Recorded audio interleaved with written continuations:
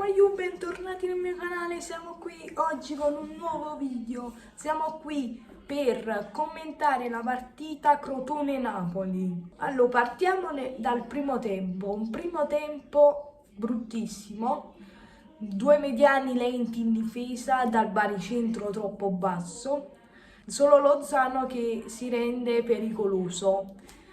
Ci salva solo Insigne che fa un fantastico gol a giro. Nel secondo tempo, dopo l'espulsione di Patriccione, mette la partita in discesa. E nel secondo tempo fa una partita strepitosa, invece la difesa lascia a desiderare sia nel primo tempo che nel secondo. Mertens entra e fa una fantastica partita, fa 2 assist, meno male perché Mertens in questo periodo non è che stava facendo tanto, a parte il gol in Europa League. Invece Petagna ha risposto alle critiche con un gol. Meno male, 3 punti fondamentali che ci portano al terzo posto. Mo testa a giovedì che dobbiamo passare il turno obbligatoriamente. Adesso concentriamoci a giovedì, sempre Forza Napoli. Noi ci becchiamo in un prossimo video. Bella ragazzi.